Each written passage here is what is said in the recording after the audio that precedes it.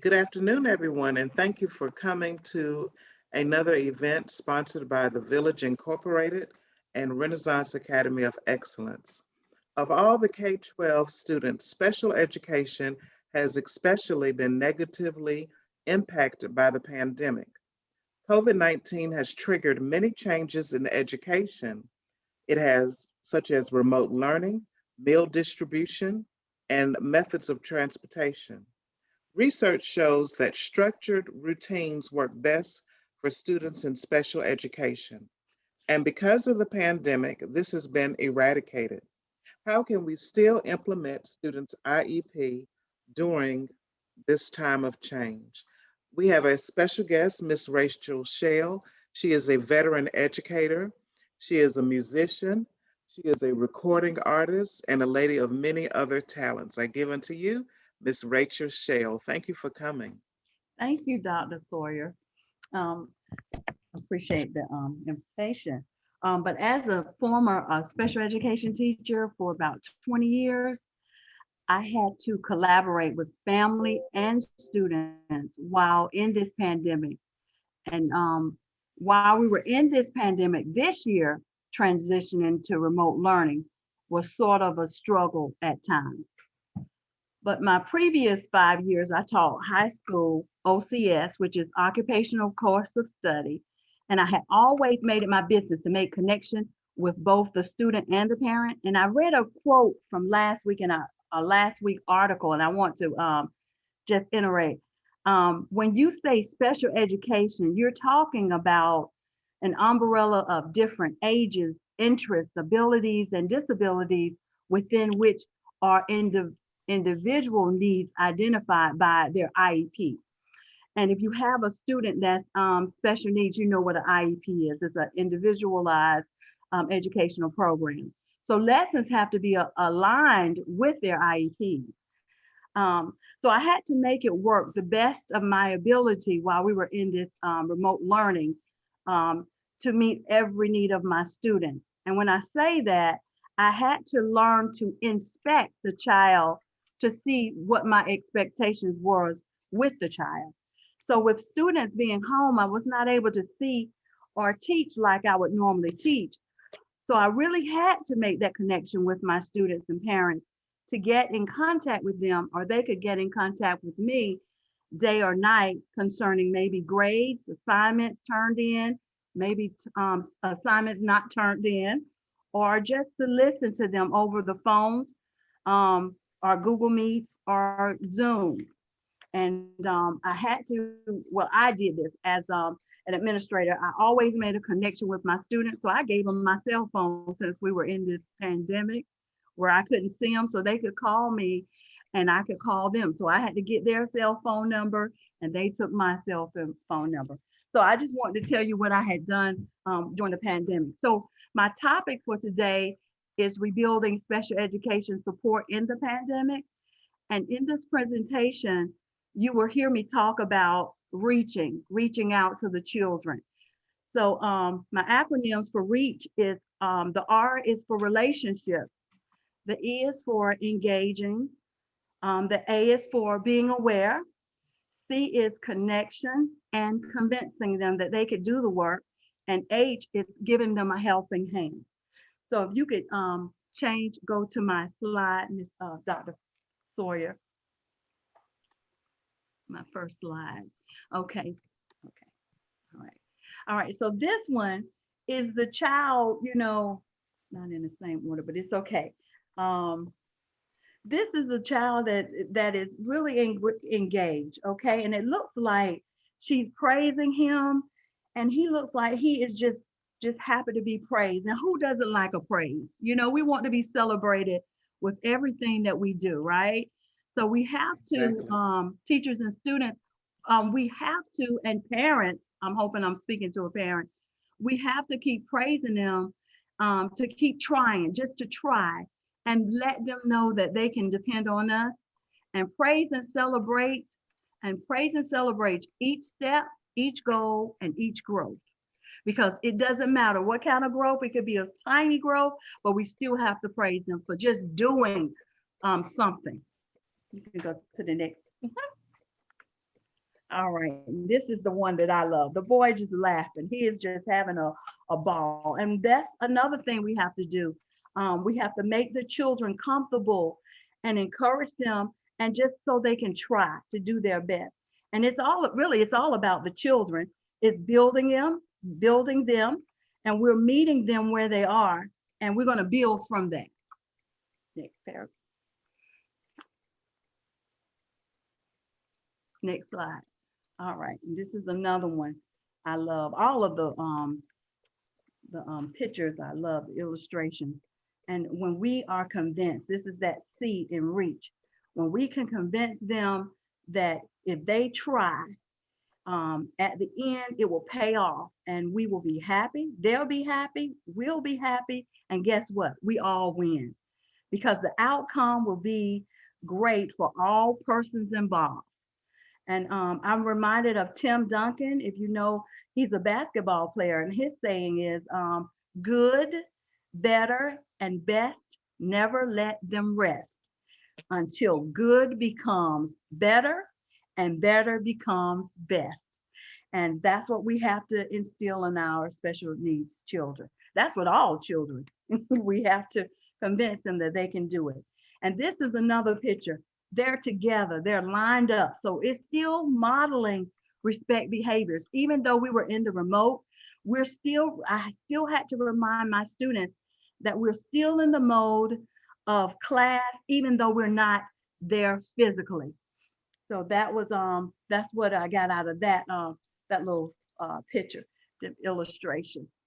So I had to let them know, okay, we got to get out of the night clothes, and we got to act like we're in school, even though we're not in school, but we're in class. Notice what the teacher is doing. Look at her hand. Her hand is guiding the student's hand. And that's what we have to do with special needs children and a teacher or parent or whatever. We have to guide their hands. I'm trying to find my sheet. Yes, guiding the hands. Let's see. Okay, and this right here is just engaging. Communication is the key in any area of our lives. We must be good listeners as to their needs. Okay. All right. I'm still looking for the one that okay, go ahead. This is good too. All right, now this young man, he's he's got his hand up, and we have to, as educators or parents or the community, we have to listen and let them share their thoughts and ideas. They may be frustrated, they may be confused, or just they don't understand. So we have to be good listeners, not always talking, but we have to listen to see what their needs are. So let them feel comfortable with speaking as we provide positive feedback and support. Okay. All right. This is the one. Um, this is the team. Okay. And in my classroom, I had those words in huge letters, team. Everyone together, everyone accomplishes more because we're a team. There's no I in team. We're together. This is new to all of us. So we're there to help each other out. And that's what this is about. Team. We're there. I know we're doing it together. This is new to us. So that is team. We're team, and we're gonna make it. We're gonna get through this. Okay, and I think that's the last one, Dr. Sawyer. Oh, here we go. Okay, hold on 1 second. Okay. Okay, so last March, I'm sorry, last month, 2020, everything changed without any clues to what our next week or next month or even it's been a year now since the pandemic. But when we become less polished, some things, when things just just out of the ordinary, but when we become less polished, we will be more established in everyday life. So sometimes we need that thing that we're not used to get us, thinking outside the box.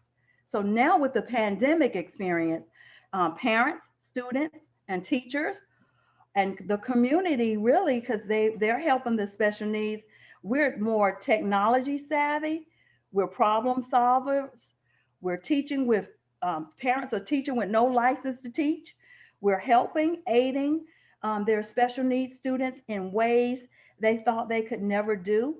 So our students really have achieved the true 21st century learning skills, which are collaboration, digital literacy, critical thinking, and problem solving. Okay. And I think that's it. Any questions? Any I questions? really like your acronym, REACH. You said relationships, engagement, awareness, connections, and convincing. I really like that because it's number one, it's all about relationships. If Yes. your children do not have trust in you, Hmm.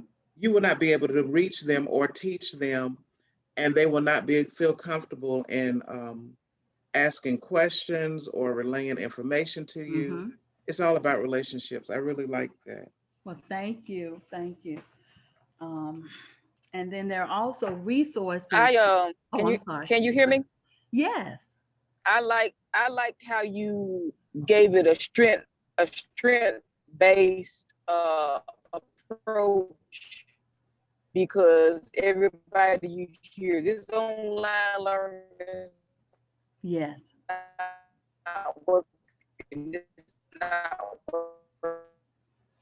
Okay. I can barely understand what you're saying, Miss Horn. Can you say that again for me? That's not working. But you put it in strength approach that and reframing it that there's a learning whether it seems negative or positive. Absolutely. Oh, can you hear me now? Yes, I Hello. can now. Uh-huh. Right after you said, "Can I hear you?" It went back.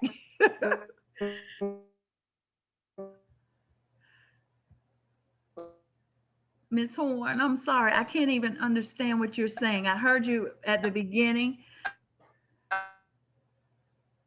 I think Oh, she may be going through a area. yeah. In my car, so that's Okay. what we Okay. as educators be in the negative. Yeah. Am I back? Hello. Yes, I'm here. I like as adults we should be modeling how to get the students through this pandemic, and that's the way we Absolutely. have to do it. Yes. Yes, absolutely. That is correct. Because you're right. We don't know.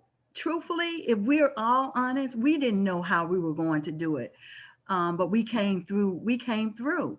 Um, and so you do. You have the parents have to model, especially now when the children, most of the children, some children are still home. So you still have to model. Yeah, you have to model the importance of education wherever you are. Who would have thought we would have been home? You know what I'm saying? Doing school. But that's what they've been teaching us, right? To get more technology savvy. So I still believe, I think I told Dr. Sawyer this last night. I still believe that special need children, they can learn from home. They can learn from home. It all depends on the balance, the home, the balance. And I did want to add, Miss Horn, I didn't know if you were done or not. Are you done? Um, can you hear me? I can hear you now. Okay. Yeah, it's Wow. Technology is It's interesting. every time I say yes, I can hear her, then she goes out, Dr. Sawyer. Yes, technology is very interesting. Yeah. I also like the part you had about engagement. We have to engage our students with the level of questioning that we have, and Yes. also with using digital tools to keep children involved in the lesson. I like using Kahoot and Quizzes, and there Mm-hmm. are all types of digital tools you can use for remote learning during the pandemic that reaches all students. Absolutely. Yes. And we did use that as well. Yeah. They loved Kahoot. Um, I have some other online resources for teachers or parents or students. It's readingrocket.org, and it has a lot of information concerning the special need. children. It helps students with autism, speech and language disorders, and student learning disabilities and more. But then you really have to remember, please don't forget the most important resource is the teacher. You know Yes. what I'm saying? Because your teacher, every teacher in my district, I don't know where you guys are from, but in Nash Rocky Mount, every teacher has a planning block where our principal, I can talk about my school, our principal would allow students or parents to um, have a meeting, maybe it's virtual, or they could come to the school and we would do the 6 feet from each other. And so don't forget that you do have that first resource, your child's teacher. Um, and so they can come during the teacher's planning to assist, or they can take a phone call or call them after, or do a Zoom or Google Hangout, what may have you after school. Because again, communication is the key. We don't, teachers, we don't read minds. They think we do all of that, but we don't read minds. So if you don't say anything, we don't know anything. And then you don't want to wait to the last minute. Here it is in the middle of March, and now you have a problem, with the grading or you're not satisfied with. Let's do it now while you have a little more time. And also the key with students with IEPs, they have an annual review every year, but you don't have to wait for that date. Okay, you can schedule a meeting anytime you would like, you know, you could with the teacher. So don't wait till, annual review, because that's just once a year. You can, I had parents calling me all the time, Michelle, what's going on, And so I wanted that connection, building connection with the parent. Because if I had the parents, um, they had my back, I was good, So you do have to make you got to build that onto the relationship. You got to be engaged with them. You got to be aware. You have to connect and convince those children, because they already feel like, they're already different from the other kids. So you got to convince them, look, anything that you do, I'm going to be appreciated. I'm appreciable for it. And I want you to do your best. And then you got to give them a helping hand. And sometimes Dr. Sawyer and Miss Horn, there were times that they would call me on the weekends. And my husband would say, Rachel, what in the world? Who is that? And it would be late. And one needed a ride home. I couldn't do that. So I'm like, look, let me call somebody. But so I had that rapport with my students, and you have to build on it, because if you have a rapport, it's nothing that those children won't do for you, because they know that you got their back. So, Exactly right. um, And what advice would you give to a new teacher in dealing with parents uh, who you may have difficulty in building a connection, or how do you get parents on board? you know what? I had a difficult parent when I first started, and I would call. They thought I was calling because the child was doing bad, which he was acting up. But I always had something nice to say. So I built on that until I could get to, she was like, oh, okay, thank you, thank you, thank you. And I was like, okay. So we got it. So when he would act up, I could call. So you gotta build. Start with the praises, like I said. Start building on the positive, not just calling every time Sally or Billy does something that's really irritating you, or you have to give them some chances, but call them just the little things that they do. He had his pencil, he was ready for class. Um, Michelle, or the parent, just anything to praise them, because they are thinking that you're gonna call because it's bad. But when if a new teacher is calling that parent just to let them know that their child is on point, anything that they're doing that's positive, that will build on that relationship with that parent and that teacher. Yeah. How do you go about So that would be explaining? my advice. Oh, okay.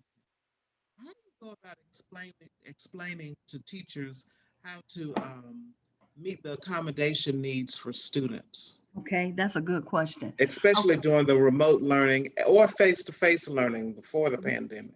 Yes. Okay, so accommodations are for testing and modifications is for the classroom.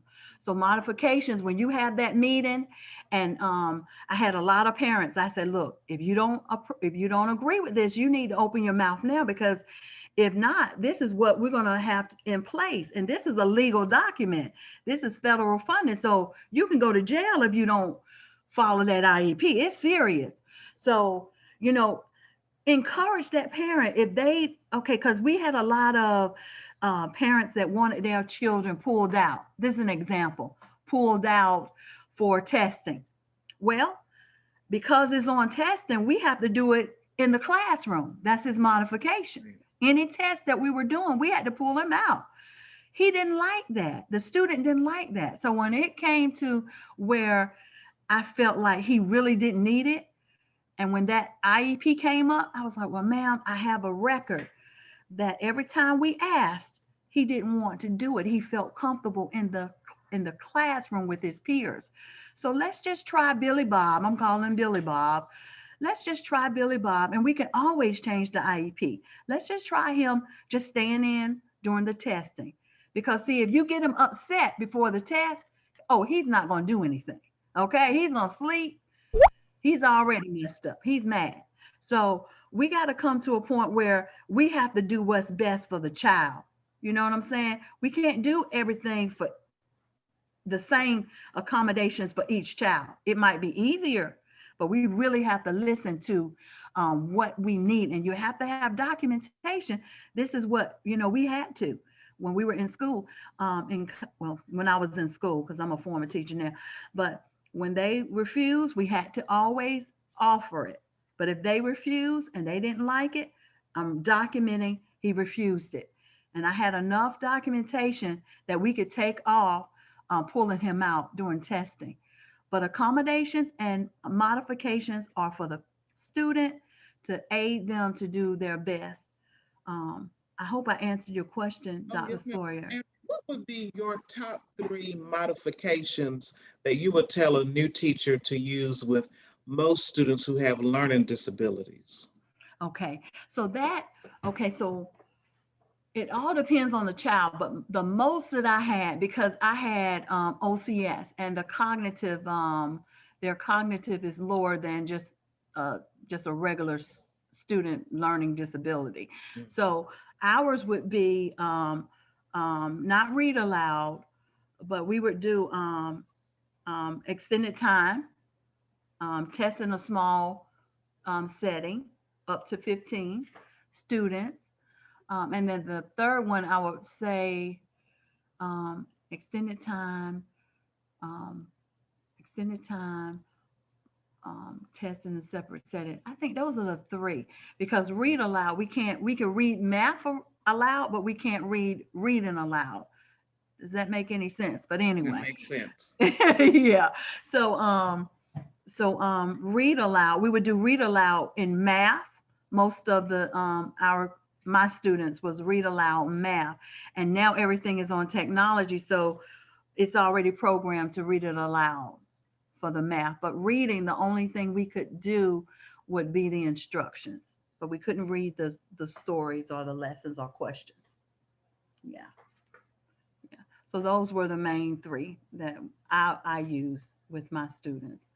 But again, if they didn't need, and see, some of them are like separate setting. That's just one-on-one, and that takes that's just one child with an adult and another someone in the room.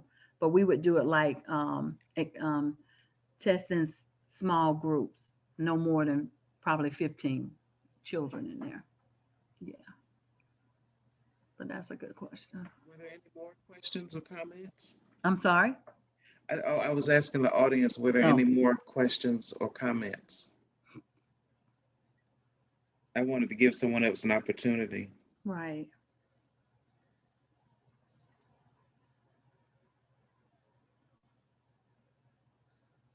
All right. Well, I have one more question. Okay. What advice would you give to a new teacher Mhm. with a student who has behavioral issues Okay. and they have an IEP for their behavior. Okay. So for a new teacher, again, is documentation. Documentation. You need a log. You need to go by, if it's a new teacher and the student is not new and he's a behavior, has a behavior plan, Mhm. that something should be in the IEP with a behavior plan or a behavior goal. And she needs to follow that firmly. Yes, because he just haven't just started acting out and just now because she's a new teacher. So it should be something in that IEP that can help her be able to document and to help him in the classroom. Because I think one of the most significant things a special education teacher shared with me or taught me, Mm-hmm. she gave me a behavior chart, Mm-hmm. which the student had to focus on one goal, Mm-hmm. and we did it in 15-minute intervals if Good. he accomplished his goal. And I never thought of it that way. Mm-hmm. But that was Yeah. some years ago when I taught fourth grade. And we Yeah. had every 15 minutes, if the student accomplished their goal, they had a different type of reward or positive reinforcement. That's great. That's Mhm. great. It And starts that off really small. modified that child's behavior. Oh yes, because everybody likes praise. Everybody likes to be, celebrated.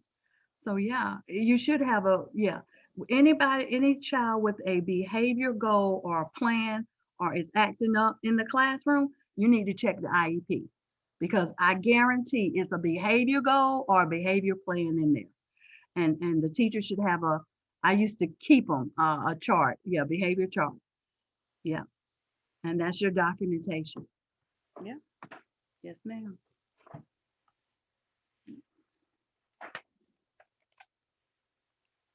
That's it. Did anyone else have questions or comments?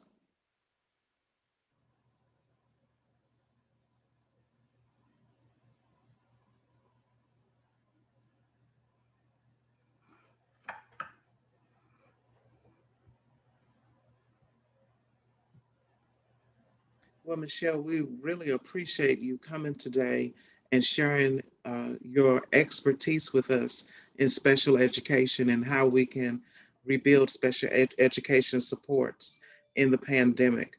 I think you have a wealth of information that we can take with us to improve our instruction for our students so that we can meet the needs of all of our students, Yes. regardless of their race, ethnicity, Mhm. uh, cognitive level, and so Mhm. forth. Yes. Well, thank you. I've enjoyed this opportunity and thank you for the Yes, thank you invitation. so much. All right. Have a good All right, day. have a good evening. Thank you. You too. Bye bye. Bye bye.